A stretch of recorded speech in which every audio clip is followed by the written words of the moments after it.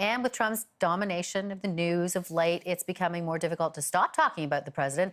That's up first for discussion on Behind the Headlines today. Let's bring in our panel from Toronto. We're joined by film critic Richard Crouse, parent, blogger, and writer Samantha Kemp-Jackson, and a newcomer to our panel, freelance journalist and researcher Hadia Rodriguez. Great to have you on. Thank you. Thank you. Thanks for having me. So when you wake up and there's new headlines, new scandal, and you go through life, it's one thing for journalists and politicos to be talking about it, but it seems on all walks of life. It has invaded every conversation that I've had, and it doesn't matter where the conversation starts. How's your dog? Fine. Did you hear what Trump did today? That's how every conversation seems to go these days. And, you know, it's one of those situations where I don't know that I have anything much to add to the conversation. I mean, I see the memes on Facebook, I read the stories, I see what goes on, but I can't look away. There's just something about this. I feel, you know, it was said, one of the Democratic, I think it was Al Green, the Democratic senator said, you know, history is watching. And I really feel like we're at that moment. I was too young to really remember Watergate. I remember, you know, seeing it, but I didn't understand the importance of it. I feel like now we're seeing something that we're going to be studying in 20 and 30 years. And we are watching history happen right in front of our eyes on the news. Hadia, let me ask you, just because it doesn't seem to stop. I mean, you're waking up to a new thing every day. What your reaction has been to this, really headline domination? Well, it just seems like there's an incredibly understaffed and incompetent administration, and so they can't help from creating a news item seemingly every day from each new misstep. You know, you have staffers coming before the press saying the president absolutely didn't do this, and then the next day the president's like, yeah, I did that. So they can't even seem to keep their story straight, which is it's kind of like a train wreck in motion. Samantha, do you think we've been watching this president more than any other in recent memory? I think so. How can you look away? You can't. It's like what Hadia said. It's a train wreck. And unfortunately, we are all rubberneckers. And to Richard's point, I believe that this really is history in the making. I don't think that this has been precedented in terms of the type of stories that we're hearing every day, the amount of activity, and the calls for impeachment. I do think it's beyond what Watergate was. And I do recall Watergate as a child. I remember hearing things happening. But this is like a real-life spy novel that we're living through. And I think we can't not talk about it. Well, and Richard's going to review the upcoming movie on the Trump troubles coming out in the future. It's like a John le Carre novel. Let me switch topics just for a minute, because I love the stories and the surveys that they do on millennials, this so important part of our demographic. But there was one that came out this week that said they're all stressed. Millennials are all stressed out, the most stressed out generation in recent memory, because they feel they can't get good paying jobs. They feel it's going to take them longer to get a house. There's all kinds of reasons for that. And then recently, Australian millionaire Tim Gurner offered young people some advice if they want to own a home. And the advice was stop buying avocado toast. I know there's a lot more to that. Hadia, are millennials' expectations out of whack? Well, first of all, I make my own avocado toast. Thank you. It's not that expensive to make.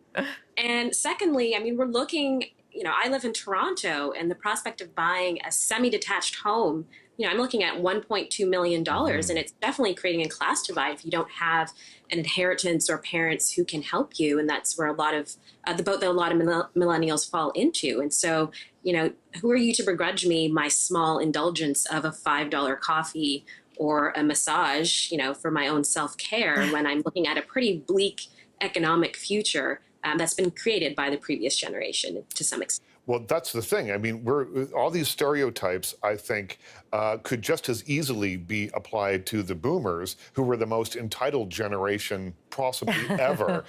You know, if you think back, you know, you say they're stressed. You know, millennials are stressed. Their job future is uncertain. Will they be able to buy a house? Talk to people that grew up during the Depression. Talk to people who lived through World War I and II. You know, I mean, these are not particularly new symptoms. And I think that one of the symptoms, apparently, according to the American Psychiatric Association, is that these millennials have telogen, and I have to say, telogen effluvium, if I'm saying that right. They're losing their hair out of stress. Out of stress. Well, I feel sorry for them, and I hope it grows back. I don't know exactly how to respond to that. I think that millennials get a bad rap. I work in radio. I work with a number of millennials who are hardworking, who don't, blow all their money traveling and do all that sort of thing. Yeah. So I think that you cannot look at this giant mass of people and go, well, they're all They're all lazy. stressed. Are we piling it on the millennials, sadly, Samantha? I think we are. I think it's really convenient to talk about millennials and talk about how they're so entitled. And, maybe they are to a certain degree, but as Richard said, not any more or less than other generations. And I think that why begrudge them? If they want to buy avocado toast, if they want to buy their expensive lattes, it is a very bleak situation in terms of the rental and the housing and the purchasing of housing market. And, the saving on avocado toast isn't going to give them enough money to buy a house. So let them have their toast. And do not let tell them me, eat toast. Let them eat toast. And don't tell me that during the 1980s, the me generation, that if you could find a place to spend $5 on a latte, that people wouldn't have done it then. Yeah, too. they didn't have They didn't have that. They just didn't have it. That's all. Okay, so all right, now to the 35-year-old Texas woman who's being sued by a man she met online for texting during their first date to the movies. This is such a bizarre story, Richard. She's suing. Well, I mean, it is ridiculous. I mean, he is obviously taking Sorry, this. He's suing her for texting during the movie. But I'm all for it. I'm all for the idea that when you go to a movie, pay attention to the movie. You're there to see the thing that a lot of people have worked on really hard. They've created a story. They have, spent months shooting it, editing it. It's very expensive. The texts are going to be there when you leave the movie theater. And it is distracting, lights flashing in movie theaters and that sort of thing from texting. There is a new thing that's coming out, apparently, where the screen will be much darker and it'll be sort of like gray text. So they know people are going to text in movies. They're just trying to figure out how to make it more appealing. more This guy had just had enough, and I don't blame him. Well, I'm on Samantha, board. part of the lawsuit, though, says it's a threat to society. I don't think it's a threat. I think that woman is smart to have left and that she kept walking, because if this is what he's doing, he's suing her for texting in a movie. I like movies as much as the next person, and I don't like people who text in the movies, but to sue the person and to run after them and to clog up the court system and to spend thousands upon thousands of dollars for $17 that he wants to be reimbursed is a little bit ridiculous, and I think that she was smart to keep running. Hadia, you've written about online dating before. What did you make of this? If this is his worst date, I think he should trade this with being a woman for someone's texting. And first of all, the woman did say she had a friend who was, in need of her at that time. So she wasn't just frivolously texting someone; she was helping someone. We don't know what she was texting. Though. Yeah. What's the It was a definition of grocery being in list. need? Yeah. I would have gotten up and walked away because I have very little tolerance for people. Yeah.